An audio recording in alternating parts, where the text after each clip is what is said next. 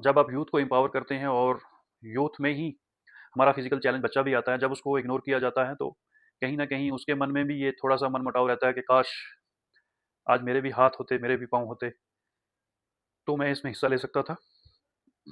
हाय viewers, आज मैं एक हाइलाइट्स देख रहा था जिसमें क्रिस वॉक्स के जो है हाथ को चोट लगती है और उसके बाद जो टेस्ट मैच के वो लास्ट दिन हिम्मत जुटाते हैं ग्राउंड में आने की और उनका हाथ बिल्कुल स्वेटर के अंदर होता है, तो बहुत सारे लोग उनको अप्लास करते हैं। और ऐसे ही कुछ इंसिडेंट पिछले टेस्ट मैच में गुजरा जहां ऋषभ पंत को एक बॉल लगती है पाँव पे और वो चोटल हो जाते हैं उस चोट से, और उसके बावजूद वो ग्राउंड में आके वहाँ 50 रन लगाते हैं। तो ये स्टोरी बहुत ही ज़्यादा इंस्पायर करती है। ये लेखा जोखा में मैं थोड़े से मेरे भी थॉट्स थे कि मैं आपका शेयर करूं। आप समझ सकते हैं कि किसी भी बैटर के लिए एक हाथ से बैटिंग करना कितना टफ होता है। और मैं थोड़ा सा 2021 में जाऊंगा कि ऐसे ही शारजा में हमारे मैचेस चल रहे थे, तो हमारे एक प्लेयर थे चिराग गांधी जो कि गुजरात से तल्लक रखते हैं, और उनका एक हाथ एक्सीडेंट में उनका एक हाथ जो है ये काटना पड़ा था। अनफॉर्चुनेटली कहीं वायर गिरी हुई थी, तो शॉक करंट की वजह से उनका एक जो बाजू जो है वो काटना पड़ा। लेकिन उसके बाद उन्होंने हिम्मत नहीं हारी और मेडिकल फील्ड के अलावा उन्होंने क्रिकेट में भी अपना एक बहुत अच्छा नाम किया। और शारजा में हमारा मैच चल रहे थे, तो मैच के दौरान उन्होंने एक सिक्स लगाया बिल्कुल ग्राउंड के बाहर, और दूसरा जब उन्होंने छक्का मारा वो बिल्कुल स्टैंड्स में जाके गिरा वो एक हाथ से। Hit over square leg. That is going to go all the way. Beautiful shot there from the. तो आप इससे समझ सकते हैं कि फिजिकल चैलेंज क्रिकेट कितने टफ होने के बावजूद जितने भी हमारे फिजिकल चैलेंज प्लेयर हैं उन्होंने इसको बहुत ज़्यादा आसान बनाया। साल है आमिर हसन लोन के जैसे दोनों बाजू जो हैं वो नहीं है, उसके बावजूद भी उस प्लेयर ने जुझारूपन दिखाया और ये ठाना कि कैसे दोनों हाथ ना होने के बावजूद भी वो बैटिंग कर सकता है।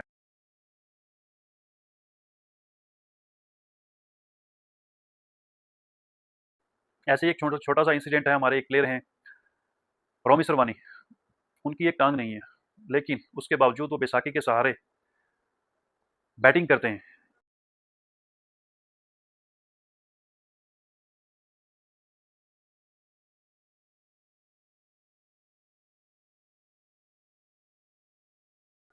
और एक हाथ उनका बैसाखी पे होता है और दूसरा हाथ उनका बल्ले के ऊपर होता है। तो जब नेशनल मैचेस हमारे चल रहे थे सतना में, मध्य प्रदेश में, तो पहला मैच था, तो मैंने भी अपने दिल में मैंने ये सोचा कि थोड़ा सा मतलब इनको मैं एक ऐसी जगह फील्ड लगा दूं जहां बॉल बहुत ज़्यादा कम आते हैं।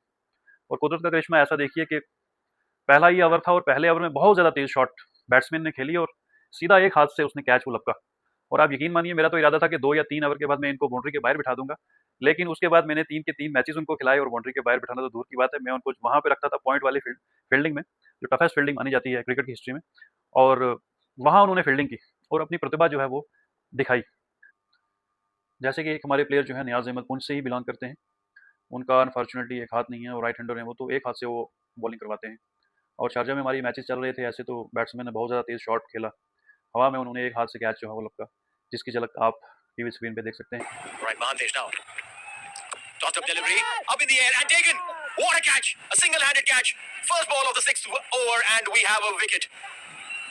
It's the big fast bowler Niaz taking a stunner at extra. मतलब इतने किस्से हैं फिजिकल चैलेंज क्रिकेट के, इतनी इंस्पायरिंग स्टोरी है फिजिकल चैलेंज क्रिकेट में। इसके अलावा जो हमारे पैरा के एथलीट हैं, हर एक की जब आप स्टोरी सुनेंगे तो आपको बहुत ज़्यादा इंस्पायर करेगी। आज मैं देखता हूँ कि छोटे छोटे हमारे बच्चे, छोटी सी मतलब अगर चीज़ उनको ना मिली या छोटी सी चीज़ जो उन्होंने चाही वो ना हुई, तो जो लाइफ इतना खूबसूरत तोहफा है रब्बुल इज़्ज़त की तरफ से, वो उसको बर्बाद कर देते हैं। कुछ नशे की हालत में चले जाते हैं, कुछ अपनी लाइफ जो है छोटी सी अगर उनकी आशा पूरी ना हुई तो वो अपनी लाइफ को वहीं ख़त्म कर लेते हैं। लेकिन मैं उन बच्चों को, उन पेरेंट्स को ये भी बताता चलूँ कि जैसे ये हमारे प्लेयर एक इंस्पिरेशन है हमारी यूथ के लिए, और वहीं थोड़ी सी एक डिसअपॉइंटेड ये भी हमें होती है कि मतलब जितना सपोर्ट करना चाहिए किसी भी फिजिकल चैलेंज एथलीट को, किसी भी फील्ड में वो खेलना चाहे, क्योंकि फिजिकल चैलेंज को आप एम्पावर तभी कर सकते हैं जब उनको आप कहीं मौका देंगे कि आप आर्थिक मदद कर पाएंगे, तभी आप एम्पावर कर सकेंगे इस एक पिछड़े हुए वर्ग को। और मेरे तमाम देखने वालों से भी मैं ये रिक्वेस्ट करूंगा कि जहां भी आपको फिजिकल चैलेंज दाएं बाएं अपने एथलीट को ही दिखे, क्योंकि मोस्टली जगह ये देखा जाता है कि बहुत सारे हमारे प्लेयर ऐसे भी हैं जो एफर्ट नहीं कर पाते। मतलब अगर कहीं क्रिकेट की कोई किट उनको खरीदनी हो या कोई दूसरा इंस्ट्रूमेंट खरीदना हो, तो इतने पैसे उनके पास नहीं होते कि वो सामान जो है वो खरीद सकें। हमने एक बीड़ा उठाया है कि जो भी ऐसे एथलीट हमें मिलते हैं जो आगे बढ़ना चाहते हैं, हम उनको एक प्लेटफॉर्म जो है वो प्रोवाइड करेंगे। और क्रिकेट किट या क्रिकेट के अलावा कोई भी इंस्ट्रूमेंट, जैसे आप देखेंगे तो फेंसिंग में मतलब तकरीबन 2 से 2.5 लाख का तो खाली एक सूट आता है, जिससे लगा के पहन के मतलब हम खेल सकते हैं। तो 2 लाख रुपया या 2.5 लाख रुपया किसी भी एक प्लेयर के लिए इकट्ठा कर पाना काफ़ी मुश्किल है आज के इस दौर में।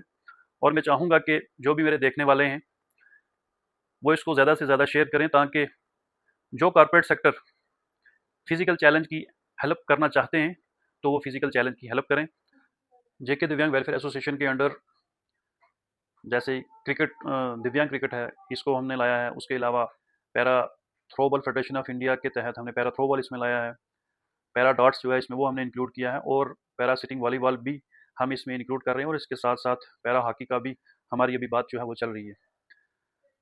जैसे हम क्रिकेट की बात करें तो क्रिकेट में स्टैंडिंग क्रिकेट के अलावा हमारे व्हील चेयर क्रिकेट जो है वो भी इसमें इंक्लूडेड है।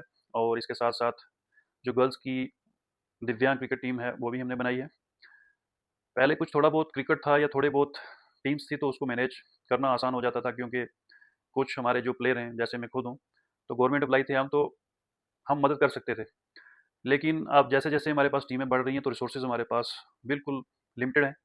और तमाम मेरे देखने वालों से मेरी ये अपील रहेगी कि जेके दिव्यांग वेलफेयर एसोसिएशन का बढ़ चढ़ के आप इसमें सहयोग करें, ताकि ये जो फिजिकल चैलेंज एथलीट हैं हम इनके चेहरे के ऊपर मुस्कान ला सकें। वो हम तभी कर सकते हैं जब हम इनको एक अच्छा मंच देंगे, हम इनको अच्छे नेशनल मैचेस देंगे। और जितने भी हमारे नेशनल में हमारे नेशनल मैचेस जो होते हैं तो उनमें हमारी टीम ज़्यादा से ज़्यादा जाके पार्टिसिपेट कर सके। जब कभी भी हमें बाहर पार्टिसिपेशन की ज़रूरत होती है तो आप जानते ही हैं कि ड्रेसेस बनवाना या फूड या ट्रैवलिंग का जो एक्सपेंस जो है इसमें हमेशा आता है। और आहिस्ता आहिस्ता हमारी टीमें भी इसमें काफ़ी बढ़ रही हैं। तो गवर्नमेंट की तरफ से हमने गुहार तो लगाई है, लेकिन अभी तक उतनी सपोर्ट मिली नहीं है जितनी मिलनी चाहिए। और ये जो पिछड़ा हुआ वर्ग है इसको हम एम्पावर तभी कर सकते हैं जब उनको हम एक अच्छा मंच देंगे। जैसे अभी हमारा पैरा थ्रोबॉल जो है ये 4 साल के लिए पैरालंपिक कमेटी ऑफ इंडिया ने इसको मान्यता दी, और इसके थ्रू हम फिजिकल चैलेंज एथलीट को एम्पावर कर सकते हैं। क्योंकि जब वो नेशनल या इंटरनेशनल कहीं भी अपनी रिप्रेजेंटेशन देगा और वहाँ एक अच्छी प्रतिभा दिखाएगा तो गवर्नमेंट की तरफ से, भारत सरकार की तरफ से बहुत सारी बेनिफिट्स उस एथलीट को प्रोवाइड करवाए जाते हैं।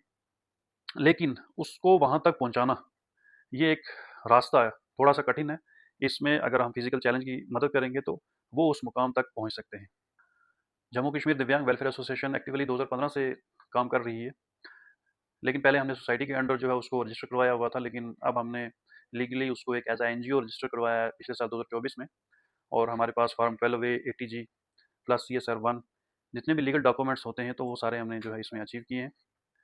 जम्मू कश्मीर सरकार से भी मेरी ये अपील रहेगी कि जैसे यूथ सर्विसेज स्पोर्ट्स हो गया या स्पोर्ट्स काउंसिल हो गया, तो जेके दिव्यांग वेलफेयर एसोसिएशन को वो इसमें अप्रूव करें। हमने already Jammu Kashmir sports council को और यूथ सर्विसेज एंड स्पोर्ट्स को इस संबंध में ऑलरेडी एप्लीकेशन हमारी सबमिटेड है। क्योंकि जब आप यूथ को एम्पावर करते हैं और यूथ में ही हमारा फिजिकल चैलेंज बच्चा भी आता है, जब उसको इग्नोर किया जाता है तो कहीं ना कहीं उसके मन में भी ये थोड़ा सा मन मुटाव रहता है कि काश आज मेरे भी हाथ होते, मेरे भी पाँव होते, तो मैं इसमें हिस्सा ले सकता था। तो उसी सिलसिले में सम्मान उनको देने के लिए हमने जेके दिव्यांग वेलफेयर एसोसिएशन का गठन किया था। तो इसमें हमने दोनों स्पोर्ट्स जो स्पोर्ट्स काउंसिल और यूथ सर्विस एंड स्पोर्ट्स को हमने लेटर लिखे हैं मान्यता के लिए, वो इसमें हमें मान्यता दें। और जब आप मान्यता हमें देंगे तो हम नेशनल और इंटरनेशनल मैचेस जो हैं जम्मू कश्मीर में भी करवाने के योग्य जो हैं वो बनेंगे, और इस यूथ को भी हम एम्पावर जो है वो कर सकते हैं। और जम्मू कश्मीर में जेके दिव्यांग वेलफेयर एसोसिएशन वाहिद वो एसोसिएशन है जो फिजिकल चैलेंज एथलीट के ऊपर जिनका पूरा फोकस है, और उनको हर मंच वो प्रोवाइड करने में अपनी तरफ से पूरी कोशिश कर रहा है। लेकिन हमें कहीं लैक हो रहा है तो वो हो रहा है फाइनेंशियल हेल्प से। और मेरे देखने वालों को भी मैं ये रिक्वेस्ट करूंगा कि आप हमारे साथ जुड़ें, हमें देखें। और जो ये फिजिकल एथलीट जिनको जो भी परेशानियाँ दिक्कतें आ रही हैं, तो तमाम मेरे भाइयों से ये रिक्वेस्ट रहेगी कि वो जम्मू कश्मीर दिव्यांग वेलफेयर एसोसिएशन की बढ़ चढ़ के हेल्प करें। और तमाम मेरे देखने वालों को मैं ये रिक्वेस्ट करूंगा कि जितना ज़्यादा से ज़्यादा इस वीडियो को आप शेयर कर सकते हैं कीजिए। आप सबका धन्यवाद।